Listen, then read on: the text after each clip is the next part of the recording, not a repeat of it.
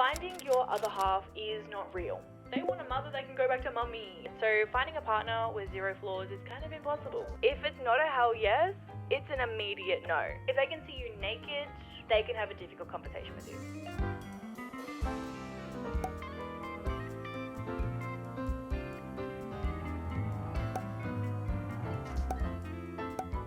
I feel like when you talk about dating and you get advice for dating and relationships and stuff, it's all the same advice. Just be yourself and you'll know when you know, like... Okay, cute, but it's not helpful. You know what I mean? Like, you're not helping anybody by saying that. So today I wanted to give you the actual dating advice that is going to help you navigate through this modern dating life, because it's really, really bad out there. You know, it's very scary. It's very...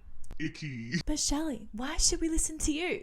Well, weirdly enough, I have been in a 7-year long-term healthy relationship. It's currently still going. I feel like a lot of my friends come to me for relationship advice, and they low-key also hold our relationship as the standard. Like, they always say things like, if it's nothing like you guys, I don't want it. Now, before we get into the video, I just want to say something super important. And when I'm talking about relationships and all the things that I'm going to be saying, this does not include the bottom of the barrel kind of people. And that means cheaters, abusers, assholes, and literally anything around that kind of topic. So if you are in that situation, I have one piece of advice for you, and that is to leave. There is someone out there that is not going to scream at you, that is not going to have eyes for other people, that is not going to make you feel unsafe and make you feel unworthy. You know, like, there is someone out there that is going to kiss the earth that you walk on, okay? I give you nothing but strength, confidence, and self-worth.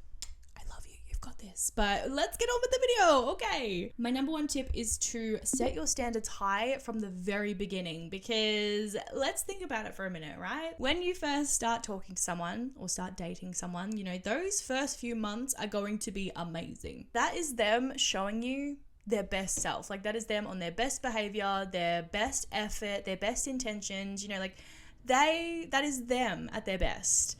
So if those few months of hanging out with them is not great whatsoever, I would run for the hills, because if that's the best they can be, goodbye. Ew, what the frick? So when you're dating and you're starting to talk to someone, do not be afraid to show your standards and preach them to the rooftop, and your boundaries and whatever else, because that sets the tone for your relationship, as well as gives them the opportunity to show you who they truly are. Because if they are not your person, they will be scared. They will run away. They'll get angry at your boundaries and your standards and blah, blah, blah. You know, like, they will not be able to meet them. When I'm talking to my friends about their relationships, or it could be a talking stage even, it doesn't have to be a relationship, and they're having a bit of an unsure situation, maybe a doubt, they always wrap it up by saying, but they're so nice. He's so lovely though. He wouldn't hurt me. The bar is in hell, by the way. But I just want to say, like, girl, they're always nice at the start, okay? Everyone can be nice at the start. Everyone can be so sweet and lovely at the start, but not everybody can be a decent human being. So I want you to keep your standards high. Do not drop them for literally anybody, because your standards and your boundaries are for you, not for the other person. My second piece of advice is to say hell no to situationships, okay? My gosh, I am so glad that I was not in this era of being single, because I think I'd go insane. Like, I would definitely get caught up in situationships, absolutely. But what the hell-y? I don't want you guys to do that, okay? Because that is so not fair. You are putting your full investment emotionally, physically, and mentally into somebody that does not want you. Situationships should not be so normalized. They're so dumb. Like, you could not get the relationship shit without being in a relationship with me. Thank you very much. It's just, give me a moment. My brain is scrambled trying to think about this. Like, I truly believe that situationships have ruined the whole dating situation. Like, one night stands, friends with benefits, like, whatever, that's fine. They have their title and they know their place. They know what they are. But situationships, oh my God, you're literally like cooking, cleaning, doing all these things for this person that is not wanting a relationship with you. Like, they just want all the relationship stuff, the good relationship stuff, without any commitment, zero investment, and you're just like bleeding yourself dry for somebody that is not choosing you. Like, oh my God, no. I hate situationships. I hate them with a passion. And I think anybody who is in a situationship longer than 3 months needs to get the hell out of there. Like check yourself, girl. If it's not a hell yes, it's an immediate no. Do you really want to invest your time and your everything into somebody that is not all about you? Nuh-uh. I've seen some of you out here in 3-year-long situationships, and I'm just like, it hurts. It hurts my soul. It hurts my hopeless romantic soul. Like, if they're not choosing me straight up, see you later. Third piece of advice is that there is no timeline, babe. Absolutely no timeline or rule book or anything when it comes to relationships, because just like people, relationships are unique. Like, for example, some people get married at 21. Some people get married at 41. Some people don't get married at all. They're just fiancés for the rest of their couple life, or they're just boyfriend and girlfriend. You know, like, it does not matter. There's no timeline. There's no set rule book that you have to be married by XYZ. There's nothing like that. There will be people pushing that pressure on you, absolutely, but you just got to tell them to fuck off. Like, some couples move in a few weeks after meeting each other. I might have moved in with Tyler 4 months after knowing the man. God forbid. God forbid a girl has ambitions and dreams. And like, some people move in together after 5 years, 10 years. You know, like, there is no timeline on that either. Same with saying I love you. Okay, it is a very meaningful thing and it is very powerful. But, you know, some people say it after a few weeks. Some people say it after a few months. If it's been a year, I would be a little bit concerned maybe. I said it within the first couple of weeks. It was a heat of the moment thing, and I was like, whoop, I didn't mean that right now. I'm so sorry. But like, it's, you know, everyone is so different, and everyone has different timelines and situations and rules and blah, blah, blah. Like, everything is so different when it comes to relationships. So don't let comparison be the thief of your joy in your relationship. If you're too busy comparing your milestones and timelines to other people's love story, you're going to be so miserable, and you're going to be so caught up in it all that you're going to miss out on the most important stuff. So just don't think about it. Do anything and everything that only feels right to you and the other person you're in a relationship with. Okay? Anyone else's opinion does not matter. Absolutely not. I wish I had somebody to tell me to just sit there and take it all in. Like, the fresh flirting, the butterflies, the electricity you get when you lock eyes with them. That stage goes by so quickly. Like, with me and Tyler, our honeymoon stage lasted a good 3 years. Like, we were riding that for 3 whole years. It was so much fun. And then obviously, you know, the routine sets in and everything gets comfortable and blah, blah. Like, it was so fun. It was so good. And like, even now, if we put in the effort, you know, those sparks and those butterflies come back, and it's so lovely, but we have to put in the effort now. You know, like, it doesn't just come naturally. When I look at him across the room, I just think, oh my God, that's Tyler, that's my partner, like, yay, slay. But like, back in the day, I'd look at him and my whole body would just be like electrocuted. Like, it would just be like, whoa. Because one day you'll look back and you'll go, oh, I wish I took the time to truly appreciate that rush, because now you're gonna work for it. Oh my God, it's so frustrating. Like, it's good and it's easy when it's with the right person, but it's like, still gotta work for it. I know I just told you to really indulge in the honeymoon stage and really take it all in and feel it and be really heightened about it, but in the back of your mind, you also have to be real with yourself, okay? Lust and flirting and that excitement, electricity and everything is really, really cool, but you need to ask yourself, is this someone I can trust in sickness, in loss, in hardship? You know, is this someone who is going to pick me up on my bad days as well? Because that is also a partnership. You know, you experience all your highs together, absolutely, but you also got to experience all your lows together and pick each other up when the time comes. And if that's not a person you see yourself with doing that, wait a minute. If that's not a person you can see doing that, immediate red flag. Like, ooh. Like, it's so easy to vibe and chill when it's all fresh and fun, but when life gets a bit stressy and a bit messy, that is when the relationship is truly going to prove itself and truly become something that you're like, hell yeah, or you're going to be like, hell no. So keep that in mind. And if they're showing any signs or any shutdowns of just not being an emotionally intelligent person when it comes to the stressy, messy side of life, I would evaluate that. Also, I want to talk about flaws for a second here, because I feel like we are very fixated as a society right now, you know, calling out red flags and calling out flaws and stuff, and like, slay. I love that. I'm not saying hell no, because I do not like a red flag in a man or anybody at that point. Like, everybody is going to have their flaws, right? So finding a partner with 0 flaws is kind of impossible. Like, we all have a flaw or two or three or four. You know, like we all have flaws, and our partner is going to have flaws as well, but they are just going to be less concerning flaws because you're willing to put up with them. And like, I don't mean their flaw being like cheating or abusing, by the way, like absolutely not. As I said before at the start of this video, that is a hell no. We are not excusing that behavior whatsoever. Like if they're being unfaithful, if they're being unloyal, they're being a sneaky little snake, you know, they're being an asshole, violent, like ugh. No. That's not a flaw. That is a disgusting bottom of the barrel human being, and they deserve the front door. I'm talking flaws like they might be a little bit of a slow texter. You know, like they eventually text you, but they're just a little bit slow, and that's okay. Or maybe they're just like a tiny little bit messy because they get overwhelmed very easily, but they do end up cleaning up. I need to do some Googling. Minor flaws in a partner are manageable imperfections. Google said it so much better than I was trying to say. Like, I couldn't get it out of my mouth. And dealing with them requires a mindset of acceptance and gratitude, coupled with open, non-confrontational communication and compromise. While some minor issues are best to live with as they are typically in long-term relationships, it's crucial to distinguish these from serious flaws like cheating or consistent mistreatment. Google said it so much better than what I was trying to say, but you get what I'm saying. Now, this is so important once you get into the dating side of things, especially when you get up to the 7-year mark, like Tyler and I have recently gotten to, but that is to never stop dating your partner. Like in the beginning, right, when you're first talking to your partner or whatever, like everything feels so exciting. You know, the late night phone calls, the flirty texts, the random flowers, the cute dates, everything feels so exciting and fresh and easy. But when you've been together for, say, 7 years, it's a very long time. You know, it's almost a decade. Holy shit. That excitement doesn't fall from the sky anymore. You know, you have to create it. You have to put the effort in, and you have to keep consciously dating your partner. Keep flirting with your partner. Keep doing date nights. Keep making time for each other, trying new things. Don't just be roommates who pay bills and do the shopping together and, you know, blah, blah, blah. Like, that's fine too. But make sure you're doing all that flirty fun stuff to keep it alive. I'm going to be so honest with you guys.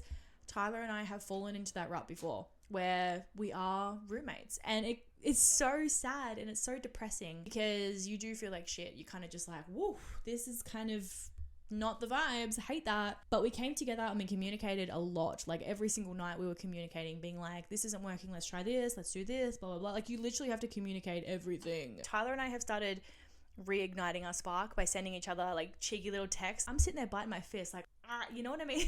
Like this man has got me on a hook and he's reeling me in. And like the other night we had a dinner date where we pretended it was our first date.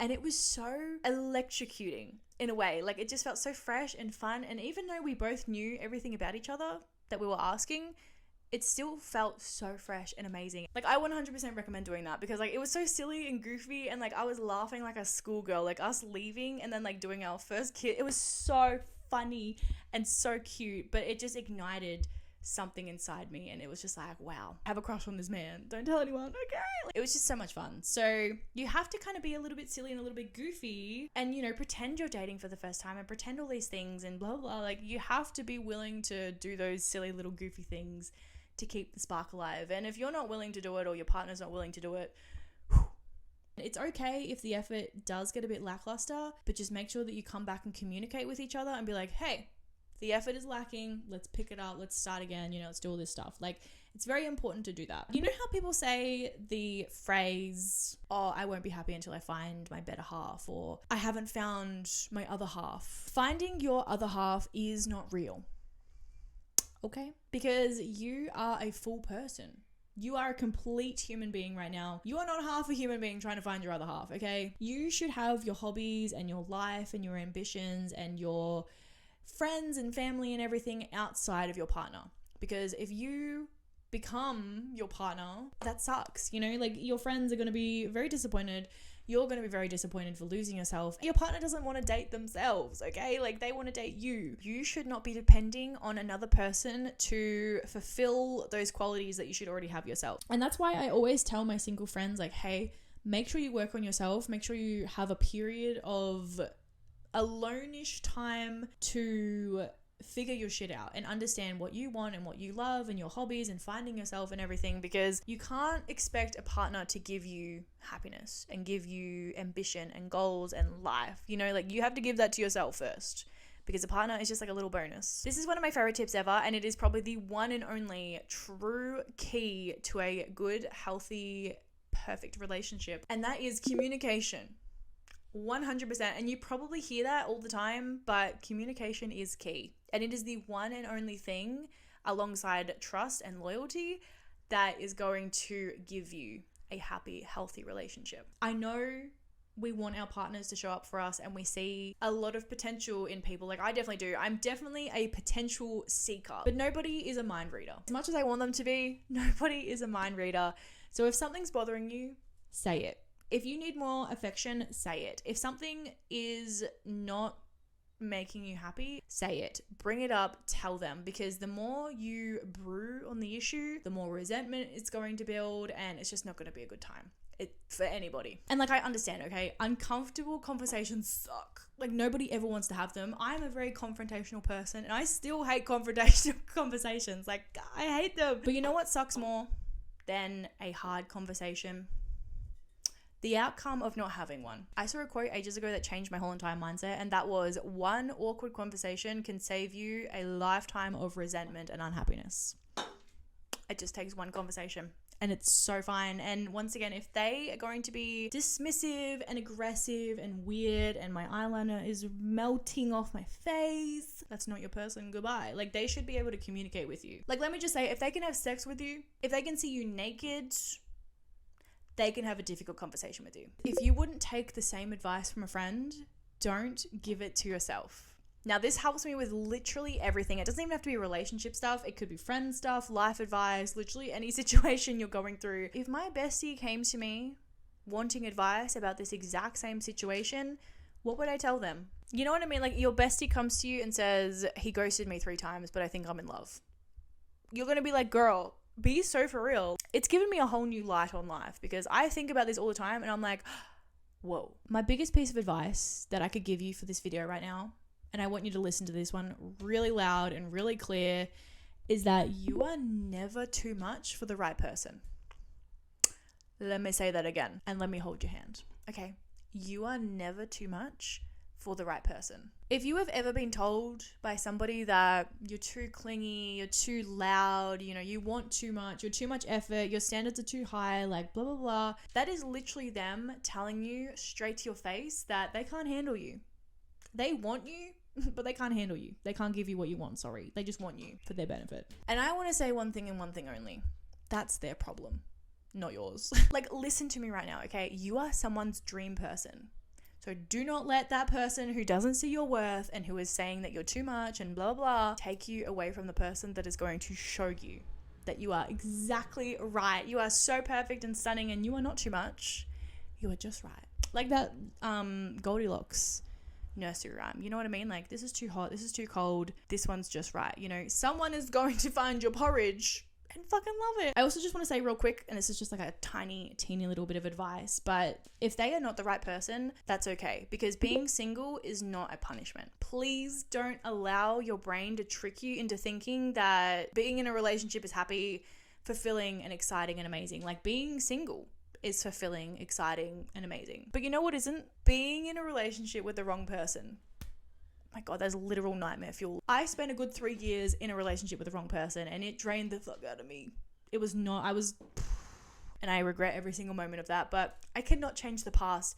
But maybe you can learn from my lesson. Don't waste your years with the wrong person, because think about how good your years are going to be with the right person. They're going to be so easy. They're going to be so amazing. And I think that's what makes like Tyler and I work so well, because I spent so many bad days and years with the wrong person. So living my life with Tyler has just been a blessing. Like, every day has just felt so easy and amazing and just free. My next little hot tip / advice that I want to give you is that you should see your partner as your best friend. Why should you see your partner as your best friend? Well, let me explain. This is somebody that you want to potentially spend the rest of your life with, right? So you may as well be dating somebody that you get along with so well and that you literally see as a best friend. Like, Tyler is my best friend in the whole entire world. I literally love him so much as a bestie, as a romantic partner, and as family, and not in a weird ancestral way, but just like, he is my family, he is my home. And I feel like your partner should feel like that, because romance and flirtatious and lustful feelings are all amazing and cool, but when those sparks and butterflies settle down, you just want to have someone at the end of the day that you can be goofy with and laugh with and, you know, have deep and meaningful conversations with. And it's like having a sleepover with them every single night. Like, it's for the whole 7 years, it has felt like a sleepover every single night, and I love that so much about us. Even on the low days, like maybe we're just a bit argumentative, or we're just having a bit of a tiff, you know, it's not, you know, we're not seeing eye to eye, whatever. I still want that to be with him. I don't want that to be with anyone else. I truly believe the key to a relationship, a good relationship, is seeing them as your best friend, because like, you're living your whole entire life with this person, right? It may as well be someone that you genuinely get along with and you genuinely like. I have a story and it pisses me off so much. Like, I remember when I worked in retail, a clothing store, a couple walked in, a girl and a boy. They were like mid-20s kind of vibe. And the girl was so excited, you know. She was going around, putting the clothes up to her, being like, babe, does this look good? Like, I love this one. This color's so nice. Like, oh my God, let me try this on. Like, she was just having fun. She was just being excited about clothes and trying to talk to him and everything. And he was the most mood sucker of a person I had ever experienced. And he was just like making jokes towards my co-workers and me, being like, oh, it's so ugly, like, oh my God, I just want to go home, this is so fucking boring, like, hurry up. God forbid you actually love your girlfriend. God forbid you actually enjoy spending time with your girlfriend. And I remember they left, and all, like, me and my co-workers like grouped huddled and was like, what was that? Does he actually like her? Like, this man was draining the life out of me, let alone his poor girlfriend. Like, I hope for her sake they've broken up and she has moved so far away from him and actually has a partner who is silly and goofy and, you know, wants her to try on the clothes and compliments her and stuff. It's literally stuck in my mind, that whole entire situation. It made me feel very grateful that Tyler is somebody that genuinely enjoys my company and is very excited to hang out with me, and vice versa. Like, please make sure you're dating someone that genuinely likes you and that you genuinely like them, and you can be goofy and silly together and be best friends, not just partners. You know what I mean? Like, please, please, please, please date someone who isn't a fucking loser, okay? Speaking of losers, we're gonna stop breastfeeding our boyfriends, okay? Sorry, I should have held your hand when I said that, but we are a partner, not a parent. Like, you and your partner should be a team, right? There should be no power imbalance here. Like, you come together and you are a team. You are besties. You want to make your life enjoyable as hell. And some days, you know, your partner might be having a low day, or you might be having a low day, right? And they pick up the extra slack. And that's so fine. That is so okay, because that's what being in a partnership is like. Some days I am having the most mental health blockiest of depression days, and Tyler helps me so much. He is amazing. You know, some days he is having a really bad, shitty, fucked up kind of day, and I help him. You know, I pick up the extra mental load, the physical load, whatever. He does the same for me. That's a partnership. You are a team. Let me remind you, you are a team. But parenting a literal adult and raising them as your own is not what a relationship is about. And it is actually so far from it. And you bending yourself backwards and doing everything you possibly can to try and be the best partner ever and getting nothing in return, you're not actually in a relationship. You are a parent. Congratulations. Slay. It's like that TikTok trend at the moment where it's footage of like a dad playing with his kids, or, you know, cooking or cleaning, or, you know, tidying up around the house, and it'll be captioned, oh my God, he's such a great father. Thanks. I didn't date a complete fucking loser. I feel like this is unfortunately a very common thing, because I've spoken to so many of my girlfriends, people I just meet, or, you know, girlies on the internet, whatever, where they are going above and beyond for their partner. You know, cooking, cleaning, folding and washing their clothes, leaving clothes out for them the night before, packing their lunch, doing everything for their partner, all while working a full-time job and getting nothing in return. That is so wild to me, and I hate that that's a common thing. I have so many other friends who have been through this exact same situation where they literally mother their child. Sorry, their partner. They mother their partner and they wonder why they're so miserable and so unhappy, and it's just like, whoo. Like, you deserve to have a partner who is going to not be a fucking loser. You deserve to have a partner who cooks and cleans with you and, you know, helps with the mental load, helps with the physical load, you know, does things around the house. And if your partner is not being a team player, then you may as well be single. You know what I mean? Like, doing all this stuff for this person, if they want a mother, they can go back to mummy, okay? See you later, goodbye. Like, I am not here to pick up your slack that your mother didn't teach you, okay? I'm here to be a partner.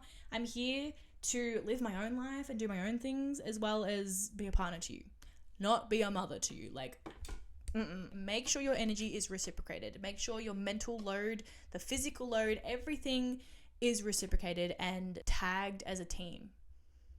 Tagged as a team? That's not what I meant. And that you and your partner are a team, not a mother-son relationship, okay? That is absolutely not okay. And I hate that it's so common.